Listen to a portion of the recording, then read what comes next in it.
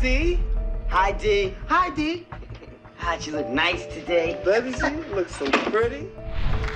Danielle Spencer, best known as Kid Sister D from What's Happening, has died. She was 60 years old. What Danielle Spencer revealed before her death was horrifying. Pneumonia in both lungs, septic infection, nutrients through tubes. The danger is the kidneys shut down permanently, and at that point, death is imminent.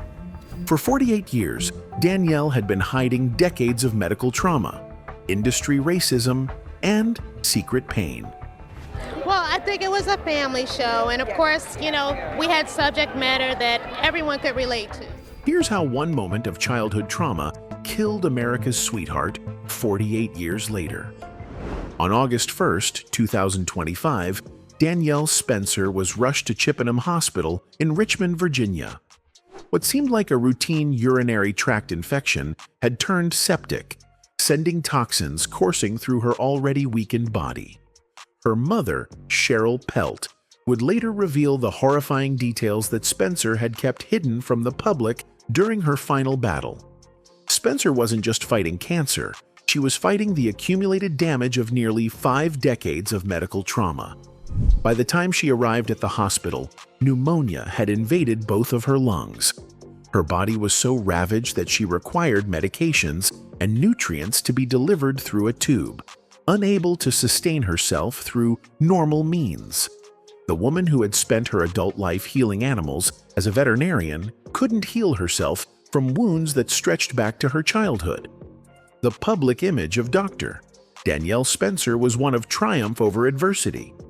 After leaving Hollywood, she had earned her veterinary degree from Tuskegee University in 1993, becoming a respected professional who treated animals with the same compassion she wished she had received during her own medical ordeals. She hosted morning segments about pet care for CBS, sharing her expertise with Richmond area viewers who saw her as a successful former child star who had built a meaningful second career. Hi, I'm Dr. Danielle Spencer Fields, and you've got compassionate animal care. But behind the professional success and public smiles was a woman whose body had been betraying her for decades. The septic infection that killed her was just the latest in a series of medical catastrophes that had defined her adult life. Each crisis seemed unrelated on the surface: breast cancer, spinal problems, brain bleeding. But they were all connected by invisible threads that stretched back to September 6, 1977. Spencer had become masterful at hiding her pain from the public.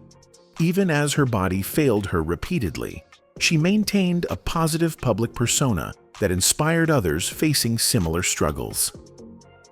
In 2014, when she was inducted into the Smithsonian's National Museum of African American History and Culture, the first child star to receive such an honor, she appeared strong and dignified. It had to be just huge. It is, and I'm still in a daze from it all. I mean, it was just so exciting. The recognition seemed to validate that her contributions to television history mattered, that her portrayal of Dee Thomas had cultural significance beyond entertainment. What the public didn't know was that Spencer's positive attitude was both genuine and strategic. She had learned early that showing weakness in Hollywood could be fatal to a career. Even as an adult dealing with serious health issues, she felt pressure to project strength and resilience. The entertainment industry that had made her famous as a child had also taught her that vulnerability was a luxury she couldn't afford. Her final years in Richmond were supposed to be peaceful. She had moved there in 2014 to be closer to family, leaving behind the high-stress environment of Los Angeles veterinary practice. But peace remained elusive as her body continued to wage war against damage that had been accumulating since she was 12 years old.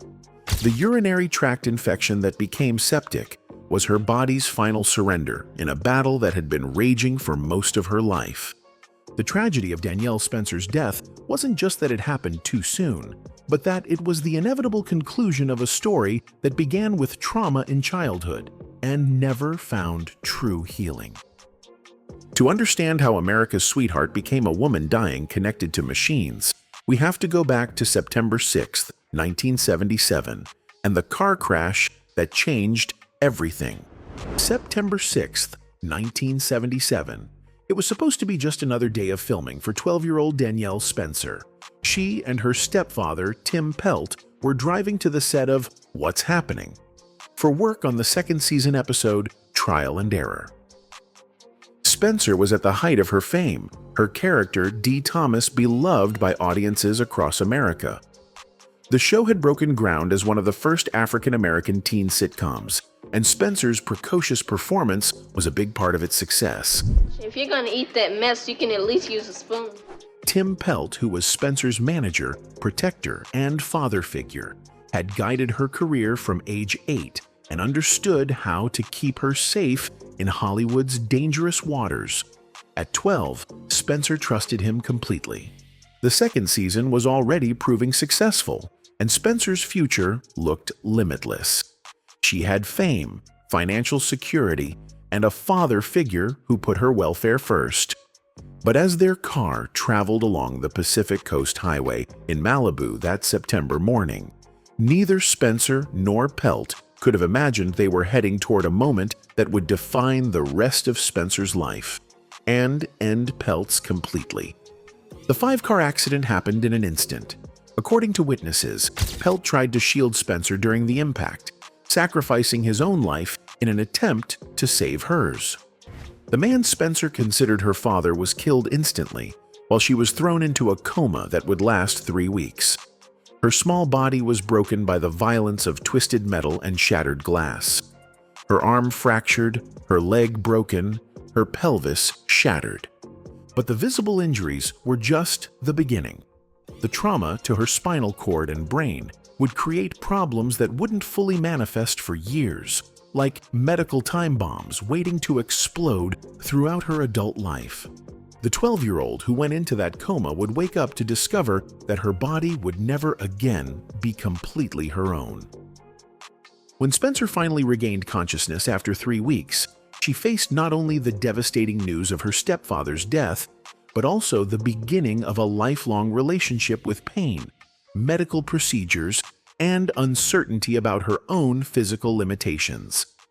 She had no memory of the accident itself, a mercy that probably saved her from even deeper psychological trauma.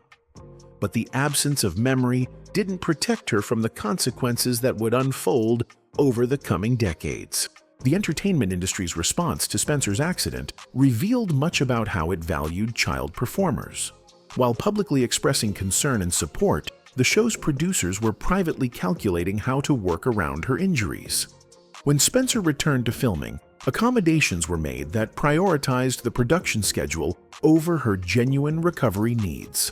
She was allowed to remain seated during many scenes to avoid physical exertion, and her hair was styled to cover visible scarring on her forehead from the crash. The psychological impact of losing Tim Pelt was compounded by the industry's expectation that Spencer would quickly return to being the cheerful, energetic Dee Thomas that audiences loved. There was little recognition that a child who had experienced such trauma might need more than physical healing. The show must go on, and Spencer learned a lesson that would stay with her for life. Her personal suffering was secondary to professional obligations. The accident also marked the beginning of Spencer's complicated relationship with medical care. Over the following decades, she would undergo numerous surgeries and treatments, always hoping that the next procedure might finally address the underlying damage from that September day. But trauma to a developing spine and nervous system creates problems that compound over time, turning what might have been a recovery into a lifelong struggle with deteriorating health. What nobody understood in 1977, not the doctors, not the producers, not even Spencer's family, was that this accident had set in motion a cascade of medical problems that would plague her for the rest of her life. The damage to her spine would eventually lead to paralysis. The trauma to her brain would require emergency surgery decades later. Even her final battle with cancer might have been connected to the stress her body endured from nearly 50 years of fighting the consequences of that single moment of impact. But in 1977, all of that was still hidden in the future. Spencer returned to What's Happening and tried to rebuild her life around her injuries. What she didn't know was that behind the scenes, the show was imploding in ways that would teach her even harsher lessons about how Black performers were really valued in Hollywood. While Danielle Spencer was still recovering from her life-altering car accident and learning to hide her pain behind the cameras, What's Happening was being torn apart by racial tensions and pay disputes that would expose the toxic dynamics facing Black performers in Hollywood. The show that had broken ground as one of the first African-American teen sitcoms was revealing itself to be just as racist behind the scenes as the rest of the industry. For Spencer, who was dealing with ongoing medical issues from her accident while trying to maintain her performance as Dee Thomas, the behind-the-scenes chaos added another layer of trauma to her already difficult situation. At an age when she should have been protected and nurtured, she was instead witnessing the ugly realities of how the entertainment industry treated Black talent, even successful Black talent. The primary instigator of the conflicts was Fred Berry, who played the beloved character Rerun. Despite the show's success and his popularity with audiences, Berry was frustrated by what he saw as systematically unfair treatment. His widow would later reveal that Berry was being paid $5,000 per episode, while a white actor on the same production was receiving $8,000 for comparable work. Berry's frustrations came to a head during the show's second season, the same period when Spencer was struggling with her recovery from the car accident. Using the show's popularity as leverage, Berry convinced his co-stars Ernest Thomas and Haywood Nelson to join him in a walkout during filming of the episode If I'm Elected. Fantastic! Hey everybody, Dwayne's dad is running for office! All right! The dramatic action left Nelson to carry the entire episode alone, while Spencer watched her TV family implode around her. The situation escalated further when Mabel King, who played Mama Thomas, decided to leave the show after just one season. King, a respected Broadway performer who had earned a Drama Desk Award nomination for her role as the Wicked Witch of the West in The Wiz, was uncomfortable with her character's portrayal. She objected to playing a single mother working as a maid, feeling that the lack of strong family models in Black sitcoms was one of the biggest tragedies on television. For Spencer, King's departure was particularly devastating. Having lost her real stepfather in the car accident, she was now losing her television mother figure as well. The instability that was defining her personal life was now invading her professional life too, creating a sense that nothing in her world was safe or permanent. The final blow came during the third season when Berry and Thomas again threatened to strike for higher salaries. This time, the executive producers made a decision that would end the show permanently and deliver a brutal lesson about the consequences of challenging systemic racism in Hollywood. Rather than negotiate further with actors they viewed as troublemakers, they chose to cancel What's Happening entirely. The cancellation meeting became legendary among the cast for its brutally honest revelation of industry attitudes. According to Ernest Thomas, the producers gathered the entire cast and delivered a devastating message. Fred Berry tells us that you think we're racist, so we don't want you working for racists, and we're going to cancel the show. The subtext was clear. Black performers who complained about unfair treatment would simply be eliminated rather than accommodated. For Spencer, who was still dealing with the physical and emotional aftermath of her accident, this was another devastating blow. The show that had made her famous was ending not because of poor ratings or creative exhaustion, but because her fellow Black performers had dared to demand fair treatment. The lesson was unmistakable. In Hollywood, being right about racism didn't matter if you were Black. The cancellation of What's Happening in 1979 sent Spencer into a new phase of her life where she would have to rebuild her identity beyond the entertainment industry. But the damage from her car accident was still working its way through her body, setting the stage for medical crises that would continue to unfold for decades. The next phase of her ordeal would prove that surviving childhood trauma was only the beginning of her battle. By the early 2000s, Danielle Spencer had seemingly overcome the worst of her traumatic past. She had left the entertainment industry behind after What's Happening was canceled, earned her doctorate from Tuskegee University, and built a successful career as a veterinarian in Los Angeles.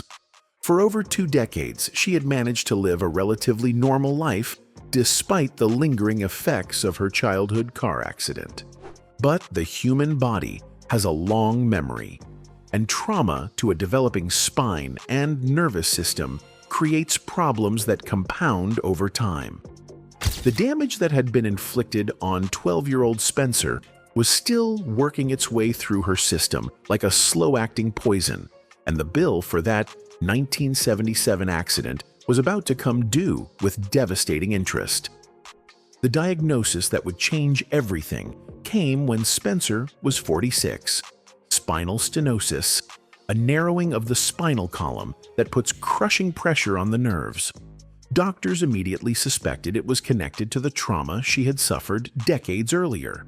The broken bones had healed, but the deeper damage to her spinal cord had been quietly worsening for over 25 years, like a structural flaw in a building that finally causes collapse. Spencer faced surgery that was supposed to relieve the pressure on her spinal cord and restore normal function.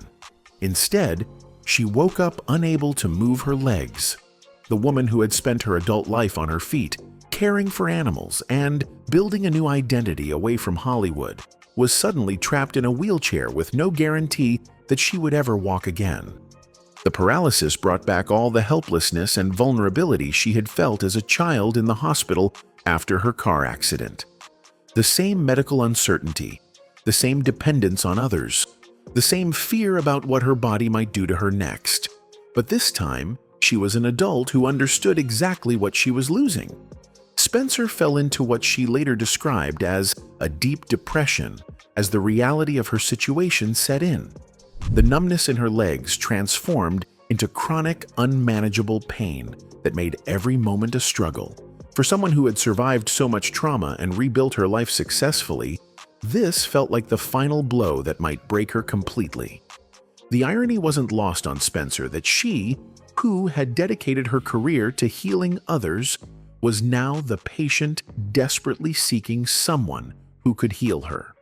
The same compassion that made her an excellent veterinarian now worked against her as she experienced firsthand the vulnerability and helplessness that her animal patients must have felt. Salvation came in the form of acceptance into a rehabilitation program at New Jersey's Kessler Institute for Rehabilitation, the same facility that had treated Christopher Reeve after his paralyzing accident. Spencer later said that the day she was accepted into the program, the depression lifted. For the first time since her surgery, she had hope that her condition wasn't permanent. The rehabilitation process was grueling and uncertain. Spencer had to relearn basic functions that most people take for granted, working with physical therapists to gradually regain sensation and movement in her legs. The progress was slow and incomplete. She would need to use a cane for support and would continue to have mobility issues for the rest of her life. But the ability to walk again, even with assistance, felt like a miracle after months of being wheelchair-bound.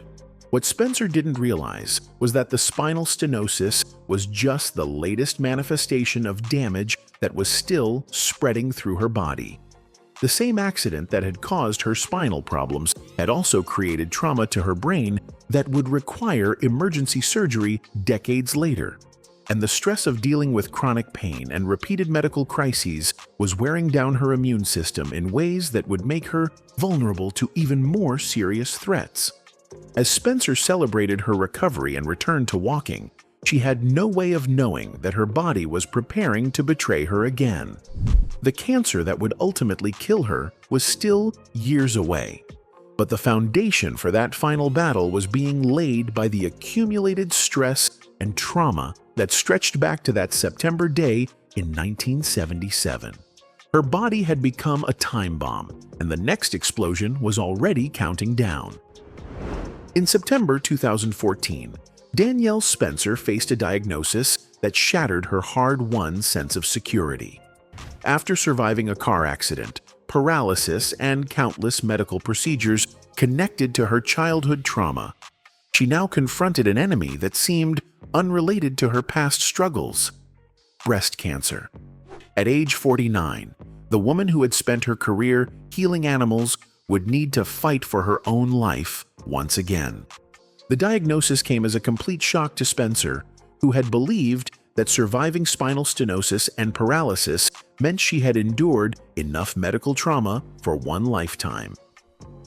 "With everything that I've been through with the spinal cord injury, I said, I know God is not going to give me another affliction," she told Black America Web. "So I was completely shocked when the doctors told me." The cancer felt like a cosmic betrayal after decades of struggling with the aftermath of that 1977 accident. But Spencer's family history made the diagnosis less surprising to her medical team. Breast cancer ran in her family, and the stress her body had endured from decades of trauma, surgeries, and chronic pain may have compromised her immune system's ability to fight off malignant cells. The connection between long-term trauma and cancer development was something the medical community was beginning to understand better, though Spencer herself focused on treatment rather than causes. The recommended treatment was aggressive, a double mastectomy to remove both breasts and eliminate the cancer's ability to spread. For a woman who had already lost so much of her physical autonomy due to spinal problems, the surgery represented another devastating blow to her sense of bodily integrity. But Spencer approached the decision with the same pragmatic determination that had carried her through previous crises. The breast cancer battle coincided with Spencer's decision to relocate from Los Angeles to Richmond, Virginia, to be closer to family. The move represented both a practical choice for someone facing serious medical treatment and a symbolic return to the support systems she needed as her health declined. The successful veterinary practice she had built in California would have to be left behind as she focused on survival. But even as Spencer fought cancer, the damage from that long-ago car accident continued to manifest in new and terrifying ways. In 2018, she underwent emergency surgery to relieve bleeding in her brain, a hematoma that doctors directly linked to the 1977 crash. The revelation that her childhood trauma was still actively threatening her life 4 decades later demonstrated the ongoing power of that single moment of impact. The brain surgery marked a turning point in Spencer's public discussion of her health struggles. A GoFundMe page was established to help cover her medical expenses, making it clear that even a successful professional like Spencer could be financially devastated by the American healthcare system. The fundraising effort also revealed the ongoing affection that fans felt for the actress who had played Dee Thomas, as donations poured in from people who remembered her fondly from their own childhoods. Spencer's final years were marked by a series of cascading health problems that seemed to accelerate after the brain surgery. The gastric cancer that ultimately killed her may have been connected to the treatments she received for breast cancer, or it may have been another manifestation of a body that had been fighting trauma-related damage for nearly 50 years. The exact connections between her various health crises may never be fully understood, but the pattern was clear. Spencer's body had been breaking down in multiple ways since that September day in 1977. When the urinary tract infection turned septic in August 2025, Spencer's weakened immune system couldn't mount an effective defense. Danielle Spencer's death at age 60 represented not just the loss of a beloved actress and respected veterinarian, but the conclusion of a life defined by the ongoing consequences of childhood trauma in Hollywood. Her story illuminated the hidden costs of child stardom, particularly for Black performers who faced additional layers of exploitation and neglect. The little girl who had charmed America with "I'm Gonna Tell Mama" had spent her adult life telling a different story, one of resilience in the face of unimaginable hardship, and ultimately of a body and spirit pushed beyond their limits by forces set in motion when she was just 12 years old. Anyway, that's it for this video, folks. Bye.